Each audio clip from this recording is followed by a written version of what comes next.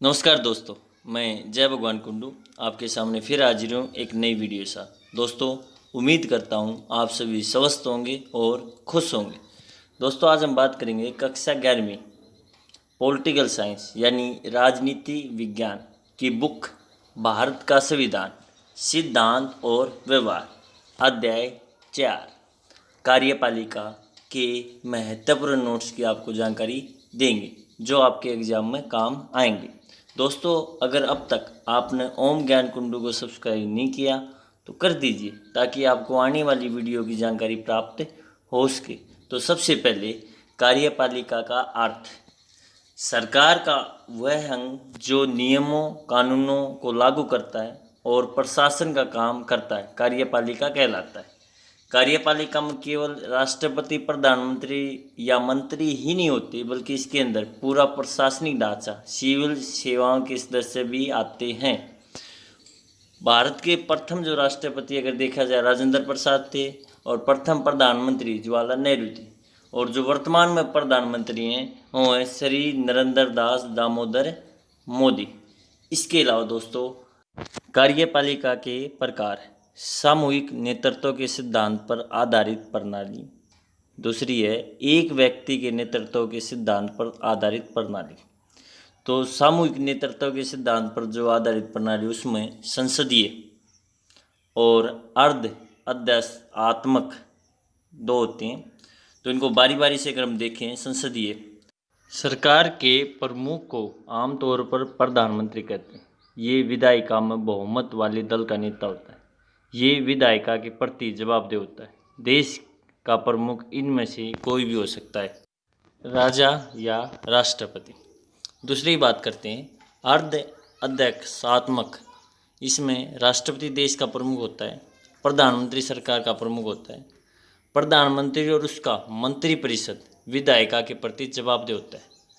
अब बात करते हैं दूसरे की, एक व्यक्ति के नेतृत्व के सिद्धांत पर आधारित जो सिस्टम है या प्रणाली है, उसके अनुसार अध्यक्षात्मक। इसमें राष्ट्रपति देश का प्रमुख होता है, वही सरकार का भी प्रमुख होता है। राष्ट्रपति का चुनाव आमतौर पर प्रत्यक्ष मतदान में होता है। ये विधायिका के प्रति जवाबदेह नहीं होता। आपको यहाँ जानकारी दे दें, संसदीय जो सिस्टम है वो भारत और ब्रिटेन में, अर्ध अध्यक्षात्मक जो है सिस्टम वो श्रीलंका में, अध्यक्षात्मक जो सिस्टम लागू किया गया वो यूएसए में। इसके अलावा दोस्तों और जानकारी दें, कार्यपालिका संसदीय सरकार की जो भारत में जो संसदीय व्यवस्था अपनाई गई उसके अनुसार संघ की कार्यपालिका का निर्माण, उसमें राष्ट्रपति, उपराष्ट्रपति, प्रधानमंत्री, मंत्रिपरिषद और महान न्यायवादी। राज्य कार्यपालिका देखें, इसका निर्माण कैसे होता है, राज्यपाल, मुख्यमंत्री, मंत्रिपरिषद और महाधिवक्ता, ये होते हैं। इन दोनों में फ़र्क संघ की कार्यपालिका और राज्य की कार्यपालिका। इसके अलावा अमेरिका में अध्यक्षात्मक व्यवस्था है, कार्यकारी शक्तियां राष्ट्रपति के पास होती हैं। कनाडा में संसदीय लोकतंत्र और संवैधानिक राजतंत्र है, जिसमें महारानी राज्य की प्रधान और प्रधानमंत्री सरकार का प्रधान होता है। कनाडा की तरह ही ब्रिटेन में भी यही व्यवस्था है। वहाँ की जो महारानी है वो राज्य की प्रधान है और प्रधानमंत्री सरकार का प्रधान है। भारत में संसदीय कार्यपालिका, हमारे संविधान निर्माता ये चाहते थे सरकार ऐसी हो जो जनता की इच्छा के प्रति संवेदनशील और उत्तरदायी हो। ऐसा केवल संसदीय कार्य पर कार्यपालिका में ही संभव है। संसदीय व्यवस्था में कार्यपालिका विधायिका या जनता के प्रति उत्तरदायी होती है और नियंत्रित भी। इसलिए संविधान में राष्ट्रीय और प्रांतीय दोनों स्तरों पर संसदीय कार्यपालिका व्यवस्था को स्वीकार किया गया। दोस्तों, यहाँ पर हम आपको जानकारी दे दें, जो संसदीय जो व्यवस्था है हमने उस ब्रिटेन के संविधान से ली गई है। इसके अलावा दोस्तों और जानकारी दें, भारत में इस व्यवस्था में राष्ट्रपति औपचारिक प्रधान होता है और प्रधानमंत्री और मंत्रिपरिषद राष्ट्रीय स्तर पर सरकार चलाते। राज्यों के स्तर पर राज्यपाल और मुख्यमंत्री और मंत्रिपरिषद मिलकर कार्यपालिका बनाते हैं। संसद राष्ट्रपति को महाभियोग की प्रक्रिया द्वारा उसको पद से हटा सकती है, लेकिन ध्यान दें, महाभियोग प्रक्रिया तभी लागू होगी, केवल उसी समय लागू कर सकते हैं जब संविधान के उल्लंघन के आधार पर उसको लगाया गया हो, यानी सभी राष्ट्रपति ने संविधान का उल्लंघन किया हो, तभी उसके ऊपर महाभियोग लगाया जा सकता है। इसके अलावा राष्ट्रपति पर विशेष भारत के वर्तमान राष्ट्रपति रामनाथ कोविंद है, जो 14वें राष्ट्रपति हैं। राष्ट्रपति देश का मुखिया एक औपचारिक प्रधान होता है। राष्ट्रपति को वैसे तो बहुत सी कार्यकारी शक्ति, कानूनी शक्ति और आपातकालीन शक्तियां प्राप्त है, परंतु इन सभी शक्तियों का प्रयोग वो मंत्रिपरिषद की सलाह पर करता है। आपको जानकारी दे दें, प्रथम जो राष्ट्रपति थे वो थे राजेंद्र प्रसाद, जो लगातार 2 बार बने थे। इसके अलावा दोस्तों आपको बता दें KR नारायण के बाद दूसरे दलित राष्ट्रपति बने रामनाथ कोविंद। अब भारत के राष्ट्रपति को याद करने की शानदार ट्रिक आपको बता देते हैं। राजू की राधा जाकर गिरी फखरुद्दीन रेड्डी की जेल में, तब रामाशंकर नारायण की कलम से प्रतिभा निकली प्रणब राम की। दोस्तों 1 बाई 1 आपको बता देते हैं। राजू राजेंद्र प्रसाद, राधा राधा सर्वोपरि, जाकर जाकिर हुसैन, गिरी बीवी गिरी, फखरुद्दीन अहमद फखरुद्दीन, रेड्डी संजीव रेड्डी, जेल ज्ञानी जेल सिंह, राम राम वेंकटरमन, शंकर शंकर दयाल शर्मा, नारायण KR नारायण, कलम APJ अब्दुल कलाम, प्रतिभा प्रतिभा पाटिल, प्रणब मुखर्जी, और अब 14वां जो राष्ट्रपति है वो है रामनाथ कोविंद। तो ये ट्रिक बहुत ही यूजफुल है, एक बार इसको याद कर लें, हमेशा आपको याद रहेगी, कभी नहीं भूल पाओगे। तो बहुत ही शानदार।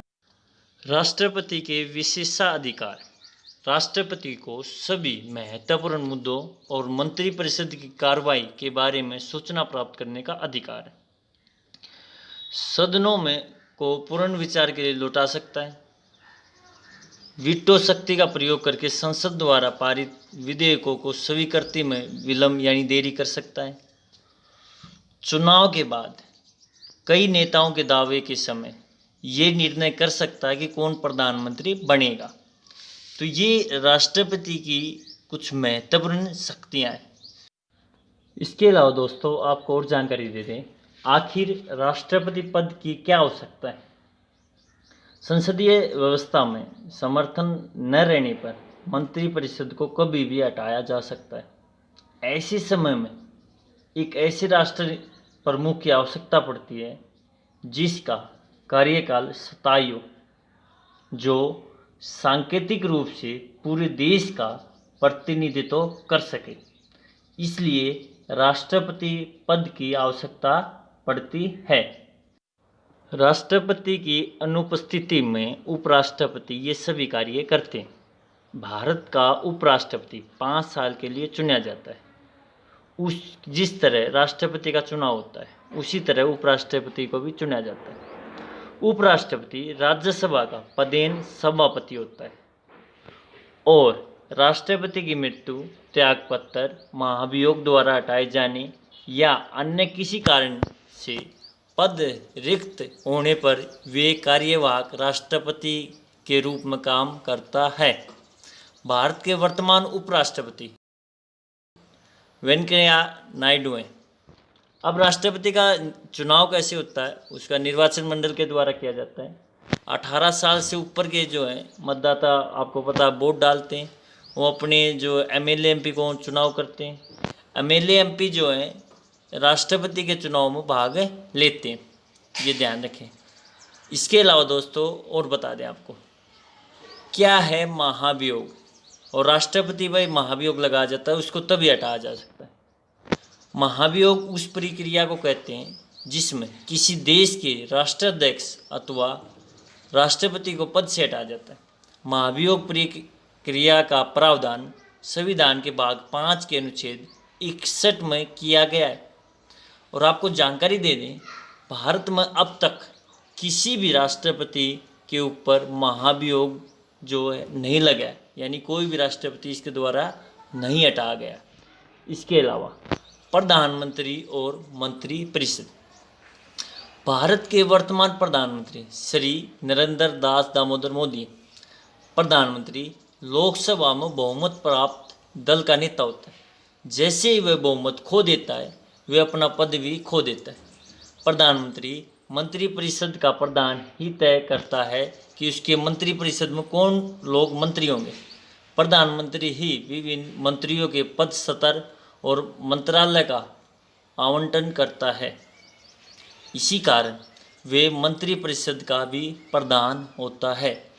प्रधानमंत्री की तुलना उस आकाश में जो चांद है उससे की जाती है, किसके चारों तरफ सितारे होते हैं, तारे होते हैं। तो प्रधानमंत्री का संसदीय व्यवस्था में एक विशेष स्थान होता है और सरकार का वो मुखिया होता है। इसके अलावा प्रधानमंत्री और सभी मंत्रियों के लिए संसद का सदस्य होना अनिवार्य है। संसद का सदस्य हुए बिना यदि कोई व्यक्ति मंत्री या प्रधानमंत्री बन जाता है तो उसे 6 महीने के अंदर या भीतर इस संसद किसी भी सदन, लोकसभा या राज्यसभा के सदस्य के रूप में निर्वाचित होना पड़ता है। मंत्रिपरिषद का आकार कितना होना चाहिए, ये संविधान के 91वें संशोधन द्वारा ये व्यवस्था की गई है कि मंत्रिपरिषद के सदस्यों की संख्या लोकसभा या राज्यों की विधानसभा की कुल सदस्यता का 15% से अधिक नहीं होना चाहिए। उदाहरण के लिए आपको बता दें, मान लीजिए किसी राज्य में 100 एमएलए, तो उसमें से 15 मंत्री बन सकते हैं, 15 से ज़्यादा नहीं बन सकते। ये हमारे संविधान में लिखा गया है और ये ज़रूरी भी है। आपको बता दें, इससे पहले बहुत सारे जो है मंत्री बनाए जाते थे, जो कि देश के लिए एक आर्थिक जो बोझ पड़ता था। तो दोस्तों, ये जानकारी प्रधानमंत्री और मंत्रिपरिषद की जो जानकारी है बहुत ही यूजफुल है, इसको अच्छी तरह कर लेना। अगर अब तक आपने ओम ज्ञान कुंडू को सब्सक्राइब नहीं किया तो कर दीजिए, ताकि आपको आने वाली वीडियो जानकारी प्राप्त हो सके। अब बात करते हैं केंद्रीय मंत्रिमंडल कैसे है। प्रधानमंत्री सबसे बीच में, उसके बाद आंतरिक कैबिनेट मंत्री होते हैं, कैबिनेट मंत्री होते हैं, राज्य मंत्री होते हैं, उप मंत्री होते हैं, संसदीय सचिव होते हैं। तो ऐसे काम करता है केंद्रीय मंत्री परिषद। तो इसको ध्यान से देखें। इसके अलावा भारत के जो 14वें प्रधानमंत्री हैं वो आप देख लीजिए, जो प्रेजेंट में 2014 से, और नरेंद्र दास दामोदर मोदी। प्रधानमंत्री शक्तियाँ, भारत में राष्ट्रपति राष्ट्र का प्रमुख होता है, जबकि प्रधानमंत्री सरकार का प्रमुख होता है। अर्थात भारत के संविधान में प्रधानमंत्री के पद को वास्तविक शक्ति प्राप्त होती है, जबकि राष्ट्रपति केवल नाम मात्र का शासक होता है। प्रधानमंत्री का स्थान सरकार में सबसे ऊंचा होता है। मंत्रिपरिषद तभी अस्तित्व में आती है जब प्रधानमंत्री अपने पद की शपथ ग्रहण कर लेता है। प्रधानमंत्री की मृत्यु या त्याग पत्र से पूरी मंत्रिपरिषद भंग हो जाती है। प्रधानमंत्री मंत्रिपरिषद और दूसरी तरफ राष्ट्रपति और संसद के बीच सेतु का काम करता है। और प्रधानमंत्री शक्तियां इस प्रकार है। नंबर 1, मंत्रिपरिषद पर नियंत्रण करता है। नंबर 2, लोकसभा का नेतृत्व करता है। नंबर 3, मीडिया तक पहुंच होती है। नंबर 4, चुनाव के दौरान उसका व्यक्तिगत उभार जो पार्टी के लिए बहुत लाभदायक होता है। नंबर 5, अंतर्राष्ट्रीय जो मीटिंग होती हैं, जो सम्मेलन होते हैं, उसमें राष्ट्रीय नेता की छवि। नंबर 6, अधिकारी वर्ग पर आधिपत्य है। नंबर 7, विदेशी यात्राओं के दौरान नेता की छवि। Number 8, pocket books. इसके अलावा प्रधानमंत्री की अन्य शक्तियाँ, वह राष्ट्र की विदेश नीति को अंतिम रूप देने में महत्वपूर्ण भूमिका निभाता है। वह केंद्र सरकार का मुख्य प्रवक्ता होता है। वह सत्ताधारी दल का नेता होता है। नीति आयोग, पहले योजना आयोग था, अब नीति आयोग, राष्ट्रीय विकास परिषद, राष्ट्रीय एकता परिषद, अंतर्राज्यीय या परिषद और राष्ट्रीय जल संसाधन परिषद का अध्यक्ष होता है, पदेन सदस्य। इसके अलावा आपातकाल के दौरान राजनीतिक स्तर पर आपदा प्रबंध का प्रमुख होता है, वे सेनाओं का राजनीतिक प्रमुख होता है। इसके अलावा दोस्तों आपको और जानकारी दे दें, सिविल सेवाओं का वर्गीकरण। नंबर 1, अखिल भारतीय सेवाएं। इसमें भारतीय प्रशासनिक सेवा, भारतीय पुलिस सेवा। दूसरा है केंद्रीय सेवाएं, इसमें भारतीय विदेश सेवा, भारतीय सीमा शुल्क। तीसरे है प्रांतीय सेवा, इसमें डिप्टी कलेक्टर, बिक्री कर अधिकारी आते हैं। इसके अलावा भारतीय प्रशासनिक सेवा IAS, भारतीय पुलिस सेवा IPS के उम्मीदवारों का चयन संघ लोक सेवा आयोग करता है। किसी जिले का जिलाधीश उस जिले में सरकार का सबसे महत्वपूर्ण अधिकारी होता है और यह सामान्यतः IAS स्तर का अधिकारी होता है। तो ये अगर देखा जाए इनको नौकरशाही भी कहते हैं और देश को सही अर्थों में यही चलाते हैं। 1 अंक वाले महत्वपूर्ण प्रश्न उत्तर। कार्यपालिका में वस्तुतः किन किन लोगों को शामिल किया जाता है? तो इसका आंसर है राष्ट्रपति, प्रधानमंत्री, मंत्रिपरिषद और नौकरशाही। भारत और इंग्लैंड की कार्यपालिका में प्रमुख अंतर क्या है? भारत का राष्ट्रपति जनता द्वारा अप्रत्यक्ष रूप से चुनाव किया जाता है, जबकि इंग्लैंड की रानी राजतंत्र ये पद्धति के लिए बनी हुई राष्ट्रीय अध्यक्ष होती है। राष्ट्रपति को प्राप्त वीटो की शक्ति से क्या अभिप्राय है? राष्ट्रपति संसद से पारित विधेयकों पर अपनी स्वीकृति देने में देरी कर सकता है। भारत में गठबंधन की सरकारों का युग कब से कब तक रहा है? 1989 से लेकर 2014 तक गठबंधन की सरकार का दौर रहा है। स्थायी कार्यपालिका से क्या तात्पर्य है? जो लोग अपनी योग्यता के बल पर चुने जाते हैं और एक निश्चित यानी फिक्स कार्यकाल तक अपने पद पर बने रहते हैं। जिला कलेक्टर सामान्यतः किस स्तर का अधिकारी होता है? भारतीय प्रशासनिक सेवा। किस व्यक्ति ने सरकार की केंद्रीय धुरी प्रधानमंत्री की संज्ञा दी है? प्रथम प्रधानमंत्री जवाहरलाल नेहरू। राज्यपाल की नियुक्ति कौन करता है? राज्यपाल की नियुक्ति करता है राष्ट्रपति। राष्ट्रपति को उसके पद से कब हटाया जा सकता है? ये पहले भी हम डिस्कस कर चुके हैं, अब दोबारा आया ये। अगर राष्ट्रपति असंवैधानिक कार्य करे तो उसको पद से हटाया जा सकता है। राष्ट्रपति जो महत्वपूर्ण जो नियुक्तियां राष्ट्रपति ही करता है, ठीक है। इसके अलावा दोस्तों और बता दें आपको कुछ अति महत्वपूर्ण प्रश्न उत्तर। मंत्रीगण एक साथ रहते हैं और एक साथ डूबते हैं, इस कथन का क्या अभिप्राय है? यदि एक मंत्री किसी प्रश्न का उत्तर नहीं दे पाए तो प्रधानमंत्री उससे त्यागपत्र देने को कहता है। यदि वे त्यागपत्र न दें तो प्रधानमंत्री स्वयं अपना त्यागपत्र दे देता है और सरकार गिर सकती है। राष्ट्रपति एक अलंकारिक प्रधान है, स्पष्ट करो। क्योंकि जो वास्तविक शक्तियाँ होती हैं उनका प्रयोग प्रधानमंत्री और उनकी पूरी मंत्रिपरिषद करती है, इसलिए राष्ट्रपति एक अलंकारिक प्रधान होता है। राष्ट्रपति की आपातकालीन शक्तियों से क्या अभिप्राय है? जब संसद का अधिवेशन चल रहा हो तो राष्ट्रपति क्या कर सकता है? अध्यादेश जारी कर सकता है।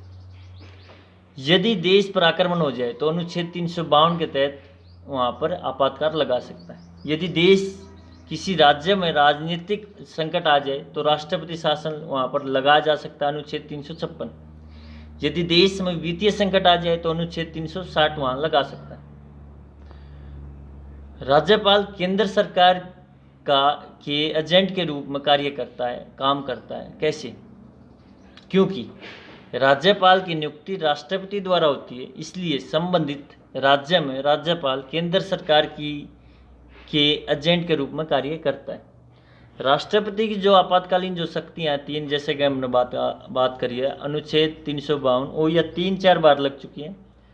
अनुच्छेद 356 ये 127 बार जो पूरे बार अब तक लग चुकी है, 127 बार। इसका आगे थोड़ा एक्सप्लेन हमने कर रखा है। वित्तीय संकट जो अनुच्छेद 360 वो अब तक एक बार भी नहीं लगा है। इसके अलावा आपात राष्ट्रपति जो शासन है जो 356 धारा के तहत लगता है, उसके बारे में थोड़ा सा यहाँ पर आपसे एक देख सकते हैं कि इस राज्य में कितनी बार लगा है। पंजाब में 8 बार राष्ट्रपति शासन लगा है, और इसके अलावा और भी आप यहाँ पर अलग अलग स्टेट में अलग अलग बार देख सकते हैं। जैसे उत्तर प्रदेश में 10 बार लगा है। तो यहाँ से आप जानकारी प्राप्त कर सकते हैं कि राष्ट्रपति शासन किस राज्य में कितनी बार लगा है। इसके अलावा दोस्तों, अध्यक्षात्मक शासन प्रणाली के गुण और दोष। गुण: शासन में स्थिरता आती है, संकट काल में उपयुक्त है, प्रशासन में एकता है, शासन में दक्षता है, शक्ति पृथक्करण सिद्धांत का पालन होता है, राजनीतिक दलबंदी का अभाव होता है, विशाल राज्यों के लिए उपयुक्त है। इसकी कमियां क्या हैं, दोष क्या हैं? शासन में परिवर्तनशीलता का अभाव है, उत्तरदायित्व की अवहेलना होती है, निरंकुशता का भय होता है, कम राजनीतिक शिक्षा होती है, प्रशासनिक एकता के सिद्धांत का विरोध है, कार्यपालिका और विधानपालिका में सहयोग का अभाव होता है। इसके अलावा गठबंधन के युग के कारण प्रधानमंत्री शक्तियों पर क्या प्रभाव पड़ा है? राजनीतिक सहयोगियों से विचार विमर्श बढ़ा है, मंत्रियों का चयन अपनी इच्छा से नहीं कर सकता, नीतियों और कार्यक्रम अकेले तय नहीं कर सकता, मध्यस्थ की भूमिका बन गई है। यानी गठबंधन की जो सरकार होती है, गठबंधन की सरकार उसको कहते हैं जब चुनाव के बाद किसी पार्टी का अगर बहुमत नहीं आता तो उस समय 2 या 2 से अधिक पार्टी मिलकर सरकार बना लेती है, और ये गठबंधन की सरकार जो है बहुत ही कमज़ोर होती है। नौकरशाही राजनीतिक कार्यपालिका को किस प्रकार से सहायता करती है? नौकरशाही मंत्रियों को नीतियों को बनाने में, उन्हें लागू करने में सहायक, नीतियों विचार करते समय किसी राजनीतिक दृष्टिकोण का समर्थन नहीं करते। इसके अलावा कुछ और भी आप इसके बारे में लिख सकते हो, अन्य पॉइंट भी आप इसमें लिख सकते हो। इसके अलावा दोस्तों और आपको आज के लिए इतना ही। हम जल्द हाजिर होंगे एक नई वीडियो के साथ। तब तक आप अपना यूं ही फीडबैक सुझाव देते रहें और वीडियो को ऐसे ही देखते रहें, अपना ज्ञान बढ़ाते रहें। हाँ, वीडियो को शेयर ज़रूर करें, अपने दोस्तों को ज़रूर बताएं। तो दोस्तों पूरी वीडियो देखने के लिए आपका बहुत बहुत धन्यवाद। हम जल्द हाजिर होंगे एक नई वीडियो के साथ। तब तक आप सभी को नमस्कार, प्रणाम, जय हिंद, जय भारत।